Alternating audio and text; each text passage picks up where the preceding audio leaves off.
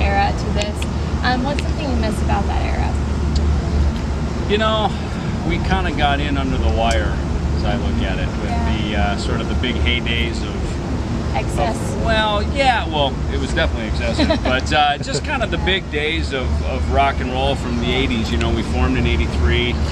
First record came out 85. We got signed to a major label in 86. You know, so but I mean, you know, we're like a in the trenches, hard-working little heavy metal band, really. At the end of the day, so a lot of those big, you know, excesses were things that other bands of different genres did. And I mean, like you say, I think MTV glorified a lot of that kind of stuff. I think our biggest days really on MTV were late 80s, but certainly I think by like 91, 92, especially with the Countdown to Extinction album, you know. So we were really moving into an entirely different, I think kind of a different era for myself.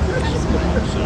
I definitely something about that era as well. I miss the album artwork. That was such a big part that I really miss to this day. Yeah. The album artwork that, you know, there's just so much less substance of it today than there used to be. Do you also miss that as well? Oh, yeah, I do, because, you know, to me, I mean, I grew up, this is really dating myself, when they actually had, there's a thing called vinyl 12-inch LPs, right? No judgment. Many years Safe ago, space. right? Safe space. So, but I always liked, you know, you'd open the thing up and the smell would come out of all the printing of the material and everything. Does it smell like blood? No. Maybe Does it smell like no. blood?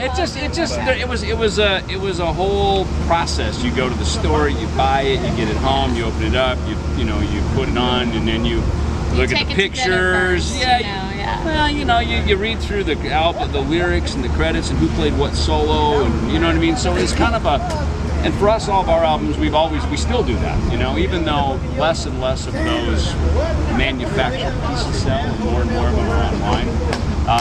But you can still, I guess, download the PDF, right? If they go to iTunes or something, you can download, which is very impersonal in my opinion, but at least it's still there. You could, but a big part about why we love Megadeth, we still go to the stores and see the vinyl up on the walls. You still have that, and your band has the luxury of still having that vinyl out. It is cool. You know, this 25th anniversary Peace Cells release that just came out, this box set that has, you know, the big pieces stuff, you know, which is, it's cool, you know. As a band, I like it. It has some weight to it. You It can does really pick it up. There you go. Rest in peace, top 10 albums of all time. What are some albums, you know, they're a little bit more personal to you, not Megadeth albums, but other artists that you dig that you think should be on the top 5? Well, some of them probably are actually. You know, I mean, I grew up in the Kiss generation, you know. So I mean, Kiss Alive, Kiss Destroyer were a couple for me. I'm still wearing lipstick because of them. So currently, I mean, like currently, and other artists I grew up, you know, Iron Maiden, you know, I was like Killers and Number of the Beast were a couple that I like. Master of Puppets by Metallica to me is a classic. Okay, so a bunch of the classics that we all get down. Yeah, I think whatever, you know, probably a lot of what your viewers would put up there, I would put up there too, because we're kind of all one and the same. You know? We all listen to the same stuff. Okay, there you go. So I was kind of wondering, you know, Megadeth has been such an inspiration for all the other bands, that those are some of the bands that are kind of an inspiration to you guys. Yeah, I mean, you know, it's said that, you know, as a musician, if you are inspired by your hero, if you want to really understand how they became the musician they are, go listen to who inspired them. So in other words, go a generation back, you know.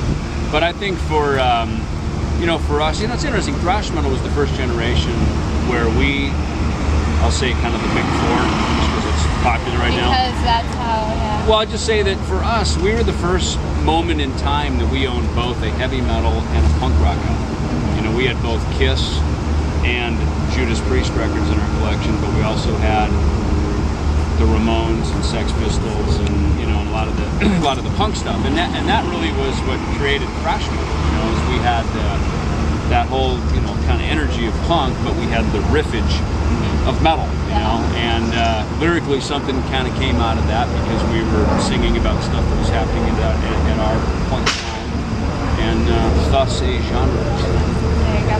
I tell you about, you know, writing about things that happened at your point in time. What's something that you would draw inspiration from? What would you write about with the state of our economy, you know, with the war in Iraq, you know, supposedly ending? You know, off the top of your head, what's one thing you would write about? No. No. I don't know. It's politics is always the same thing. It's just the theme changes, the story changes. I mean, pretty much everything that we sang about back on the Peace Sells album is still happening today. Yeah. In fact, that line, Peace Sells but who's buying, is still relevant today. I mean, there's Okay. we're living in end times, as the Bible would say, which is always a fascinating thing for people to write about, especially of our generation. For some reason, we find that a fascinating thing to write about. So, there's a kind of apocalyptic war themes that I think we write about them because they're universal. And like you said, we've been here for a lot of years, and we can still write about the same theme because it never seems to go away. Absolutely. Very cool. A lot of metal, I think, comes from a very vulnerable place. I wanted to get your opinion on that.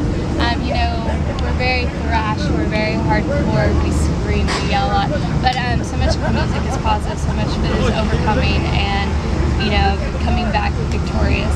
What do you think?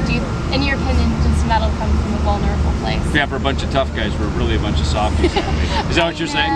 Yeah. Well, no, actually, it's been my experience throughout the years. The more hardcore the band is, the sweeter they are. That is true. That is true. Yeah, that generally is true. Yeah, you can roar like a lion, but crawl like a mouse or whatever the saying goes. But but I've never heard that one actually. But I just made it up. I know what you mean. It's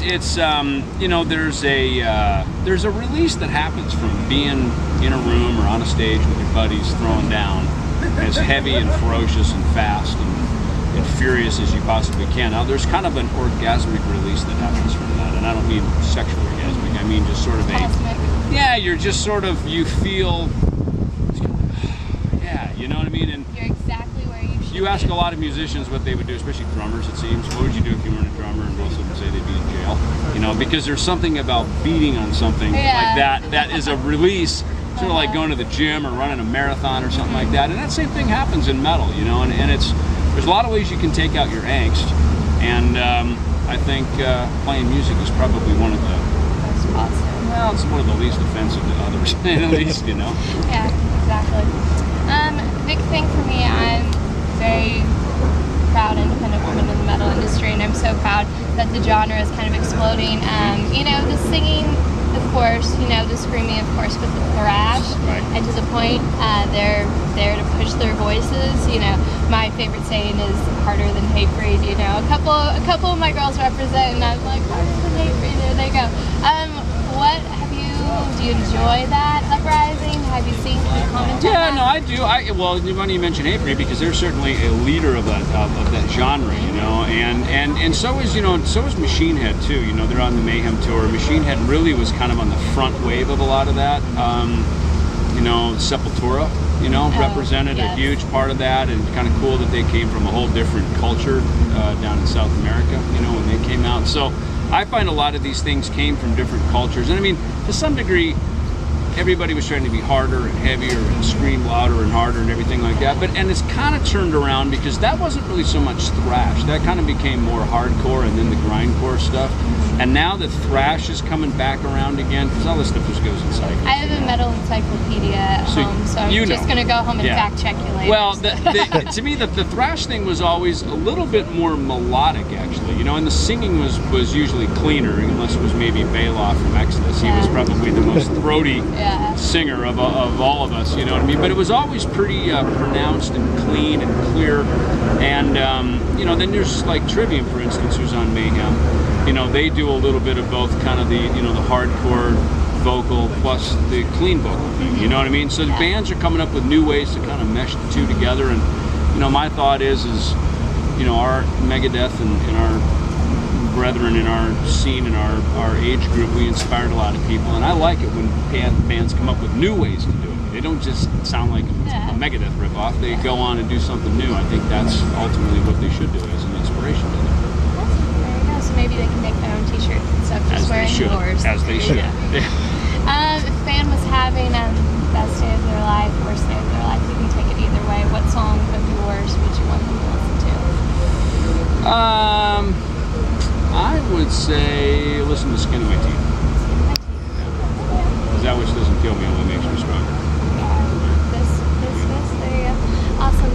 It's kind of a funny question. I always ask fans, but it's kind of funny to ask you this. I always say, how if you could write your own happy ending for your career, but you know, you've spanned so many Pretty good, decades. yeah. I don't think you ever will have the end of your career. But are you just happy with what Megadeth is doing right now? I am. Do y'all have plans to continue on, or do you think you've had, you know, enough rising the past couple of years and it's gonna, you know, kind of fall off, or are y'all just hitting it?